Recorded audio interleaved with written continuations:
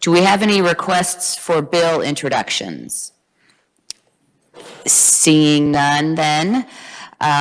We have on the agenda final action on bills previously heard. We have a couple that we would like to work today, and I have worked with the reviser to get technical amendments that are needed on some of those and to have those ready as well. So with that, then, if the reviser is ready with the first bill and technical amendments, we can get started on that.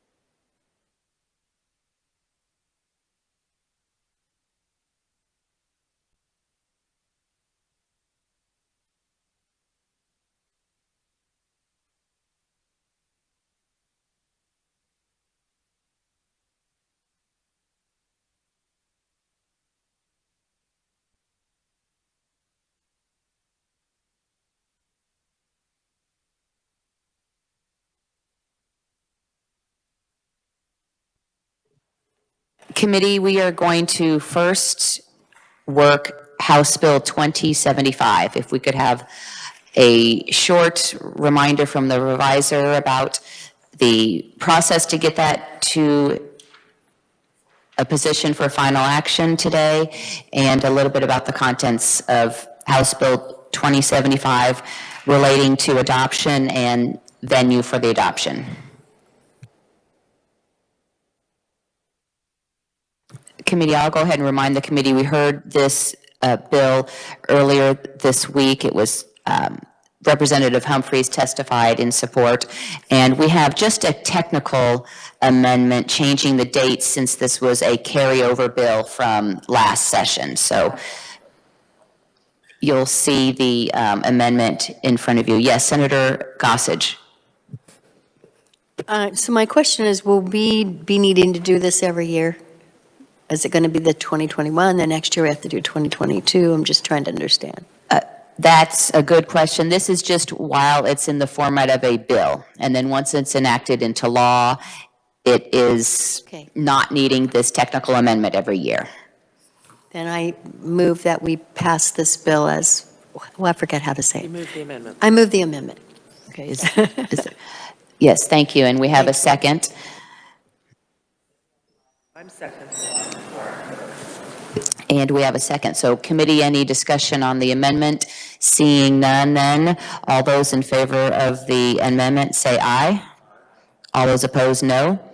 The ayes have it. The motion passes. We are back on the bill. Committee, any further amendments or discussion on House Bill 2075? Seeing and hearing none, the chair will entertain a motion. Senator Baumgartner. Thank you, Madam Chair. I move we pass out House Bill 2075 as amended. Pass that out favorably? Yes, Madam Chair. Thank you. Do we have a second? Senator Gossage, thank you. Committee, discussion on the motion.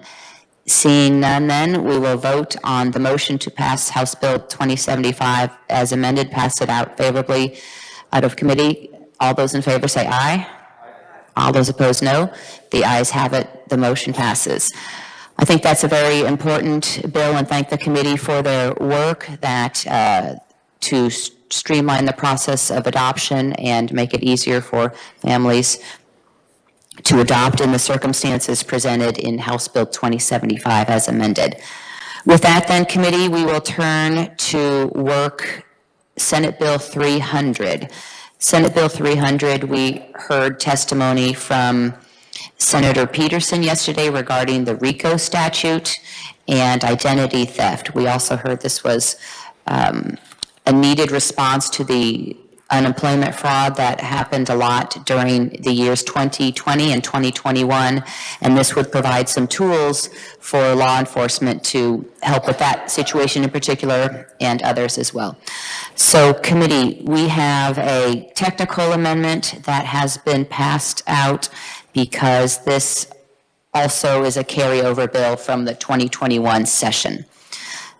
So with that, do we have any discussion or motion on the amendment? Senator Gossage. I move that we approve the amendment. Thank you. Do we have a second? Second, Senator Baumgartner. Committee, any discussion on the motion? Hearing none, then we will vote on the amendment. All those in favor, aye. All those opposed, no. The amendment passes. We're back on the bill. Committee, any other discussion or amendments on Senate Bill 300? Seeing none, then the chair will entertain a motion on the bill. Senator Baumgardner. Thank you, Madam Chair. I move we pass out Senate Bill 300 as amended favorably.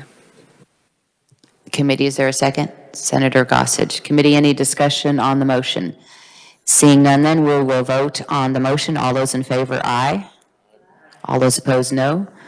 The motion carries. And the bill, Senate Bill 300 as amended, will be reported favorably for passage. Committee, then we will turn to House Bill 2109. Again, I believe this is a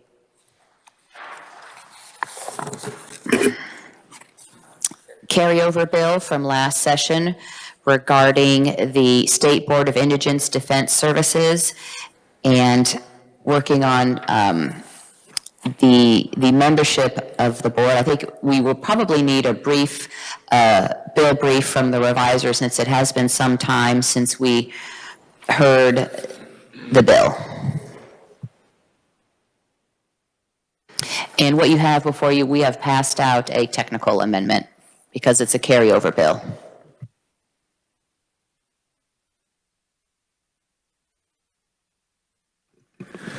Go ahead, Mr. Thompson.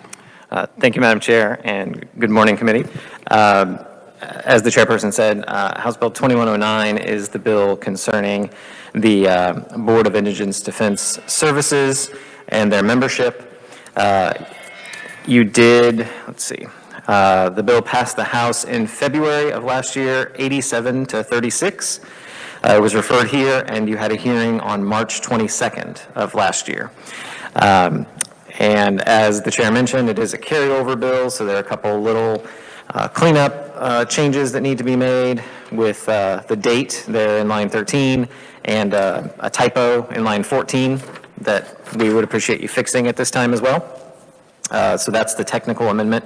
The substance of the bill, as you may recall from the testimony, is that we now have multiple counties with a population in excess of 100,000, and those counties are entitled to a member on the board. So the board is unable to meet all of the statutory requirements because they conflict with each other. They can't have enough members that aren't lawyers or are lawyers and still meet the population requirements, so that each of those counties gets a member.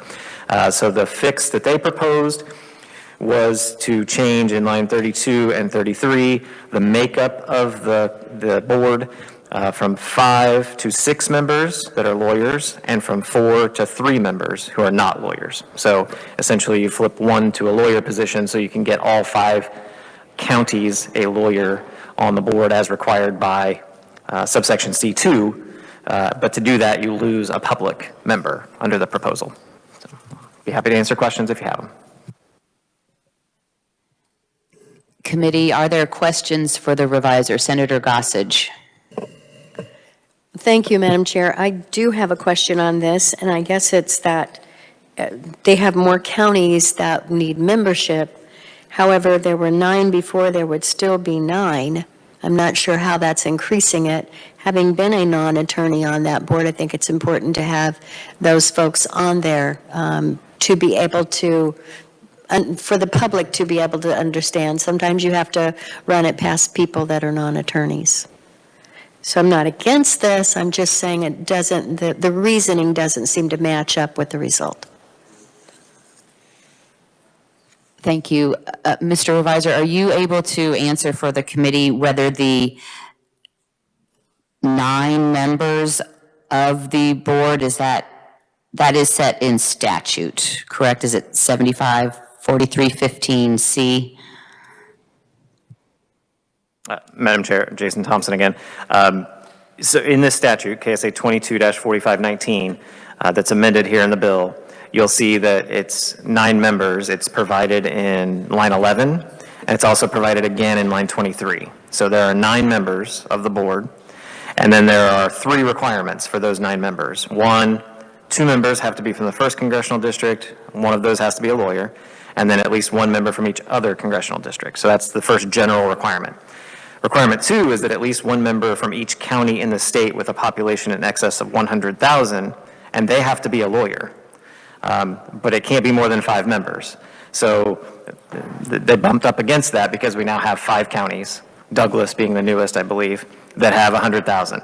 The third requirement is that they have to have 5 members who are lawyers and 4 members who are not lawyers.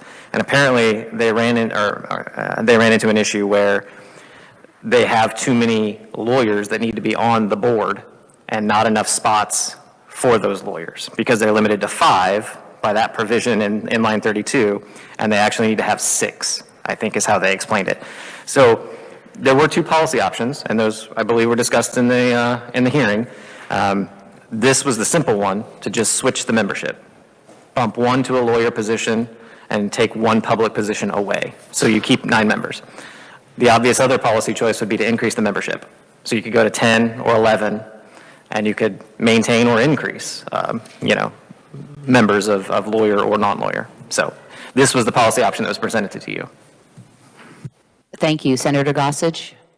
Thank you. That makes much more sense as to, not that you didn't make sense before, Mr. Visor, but as to the reasoning that if, and changing that to 115,000 rather than 100,000, I also think makes sense. So I would be in support of this amendment. Thank you. Committee, other discussion? Then on the amendment, do we have a motion? Senator Gossage? I move that we approve this amendment. Is there a second? Second. Yeah. Senator Baumgartner. Committee, any discussion on the motion? If not, then we will vote on the motion. All those in favor, aye. All those against signify by saying no. The motion carries and the bill is amended. Committee, we are back on the bill. Any other amendments on House Bill 2109 as amended? Seeing none, any other discussion on the bill as amended? Seeing none, then the chair will entertain a motion on the bill as amended. Senator Gossage.